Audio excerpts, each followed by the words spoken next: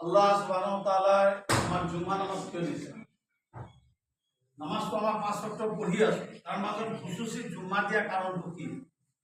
এই যে জুনাবে যে খুতবা পঢ়িলে, এই খুতবাটো হৈ গ'ল নচিহত, যে আমি সপ্তাহটোত কি কৰিম কি নকৰিম সেইটো পৰামৰ্শ দিম, যে যোৱাবাৰ সপ্তাহত কি হ'ল আৰু আগন্তুক আমি কি কৰিম সেইটো আছিলে এটা চিলচিলা।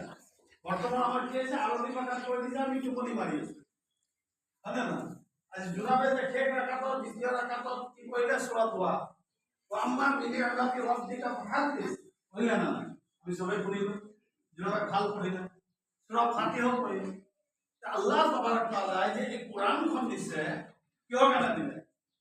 গোটেই বিশ্ব মানৱৰ কাৰণে ৰাস্তা, সংবিধান, পথ প্ৰদৰ্শক। কিন্তু এই কোৰআনৰ লগত আমি কি ব্যৱহাৰ কৰি আছো? আজি আমি যে মুছলমান জাতিটো নিৰ্বাচন কৰোঁ তেতিয়া আমি মুছলমানৰ চৰিত্ৰ এটা দেখা পাওঁ। অসম মুছলমান বিশেষ কৰি ভয়ৰ চোতত ক'ত ক'ত গুচি গ'লো তাৰ হিচাপ নাই, মই নকওঁ, হয়নে নহয়? আকাল মন গেলে ইশাৰা কাটকে এজন মুছলমানে নামাজ কিয় পঢ়ে? কিয় পঢ়ে? আল্লাহ ভয় কৰে না? আজি আপোনালোকে জুম্মা পঢ়িব আহিছে, কিয় আহিছে? জহুৰ অক্ষৰটো ইমান মানুহ নহয়। সূৰা জুম্মাত আল্লাহ তাআলাই ক'লে যেতিয়াই মুয়াজ্জিনে আজান দিব যে তুমি দুনিয়াৰ সকলো কাম ধাম বাদ দি ক'লৈ দৌৰিবা? মছজিদলৈ দৌৰি আহিবা। এই যে আজানৰ পৰা নামাজলৈকে যি ইনকাম কৰিবা সকলো কি হৈ যাব? হালালটো হাৰাম হৈ যাব। যদি আপোনাৰ ঘৰত খেতিয়ক আছে, আপোনাৰ লেবাৰ আছে, সেই লেবাৰত যদি আপুনি তাগিদ নকৰে যে ভাই আজান হোৱাৰ লগে লগে কাম বন কৰিবি, নামাজ যাবি, সি যদি নকৰে আপুনি গুণাগাৰ।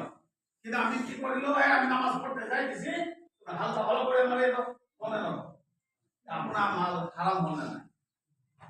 আকৌ আল্লাহ তাআলাই ক'লে নামাজ শেষ কৰি তুমি দুনিয়াত বিচৰিত হৈ যোৱা হক ৰুজিৰ কাৰণে। তেতিয়া ক'ব পাৰিলা ৰুজি তালাচ কৰিব কেনে যা? আল্লাহ এইটো বান্দাৰ কথা জানে। তেতিয়া বান্দাই ক'লে নাই আল্লাহ এইটো কৈছে ৰুজি বিচাৰিবৰ কাৰণে, সেইকাৰণে হাৰাম বাৰাম তাৰাম চব কালেকশ্যন কৰিছে। আল্লাহ কি ক'লে? হক ৰুজি তুমি তালাচ কৰা। কি কাম দিলে? দুটা কাম দিলে না নাই? এক নম্বৰ দিলে আজান দিয়াৰ লগে লগে ক'ত আহিব লাগিব? মছজিদলৈ। আৰু নামাজ শেষ হোৱাৰ লগে লগে ক'ত যাব লাগিব? কামলৈ, ঘৰলৈ, হয়নে নহয়? এই দুটা কাম হ'লে না। এতিয়া আমাক যে আল্লাহ তাআলাই কোৰআনখন দিলে, কোৰআনৰ সূৰা আল কমৰত ক'লে লাকাদ ইয়াছাৰনাল কুৰআনা লিযিকৰি ফাহাল মিন মুদ্দাকিৰ। আল্লাহ কি ক'লে? চাৰিবাৰ হাবিজাব ইয়াত আছে, মৌলানা সাহেব ভুল হ'লে কৈ দিব, মইতো হাফিজুল আলিম না আপোনালোকৰ নিচিনা জেনেৰেল নহয়। চাৰিবাৰ এটি আয়াত উল্লেখ কৰিলে।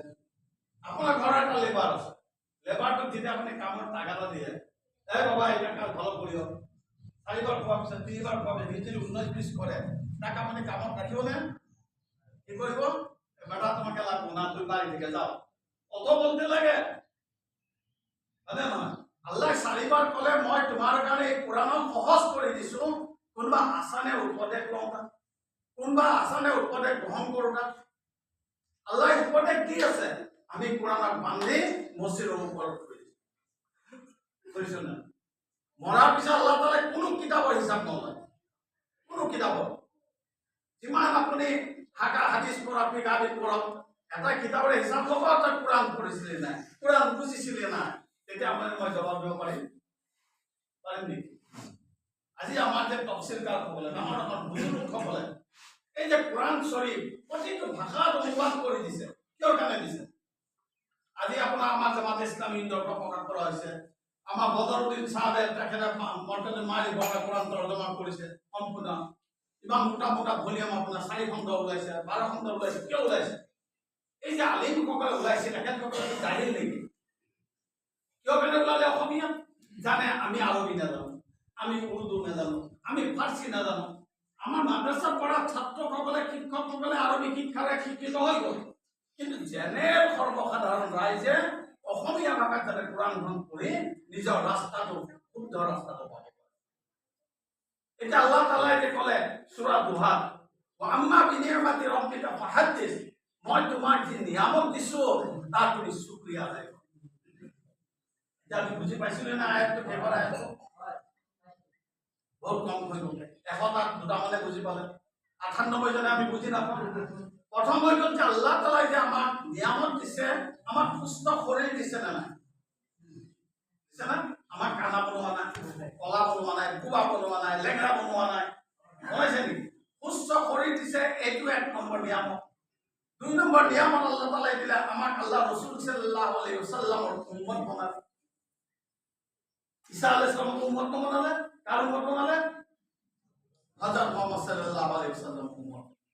এই যে আমাক সা সম্পত্তি দিছে, আমাক ল'ৰা ছোৱালী দিছে, আমাক পৰিবাৰ দিছে, আমাক শিক্ষা দিছে, আমাক ধন দৌলত দিছে, এই যে নিয়ামতসমূহ দিয়াৰ পিছত আমি কেইজনে আল্লাহৰ শুকৰিয়া আদায় কৰিছো? এতিয়া তোৰ নবী নাহে, নবী আহিব, এতিয়া নবীৰ কাম কাজ উম্মতে মুহাম্মদেৰ।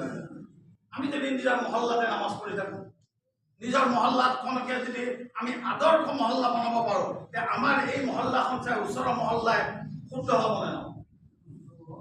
আজি আমাৰ মুছলমানে এনেকুৱা ভয় হৈ গ'ল, আমি আহি থাকোঁতে গাড়ীত আমাৰ আজমিৰ চাহ আছে, তেজপুৰ গাঁৱৰ তেখেতে এছিষ্টেণ্ট ছেক্ৰেটাৰী, আমি আলোচনা কৰিছিলোঁ যে ফেলেস্তাইনৰ মুছলমান আমাতকৈ পাক্কা হয়নে নহয়?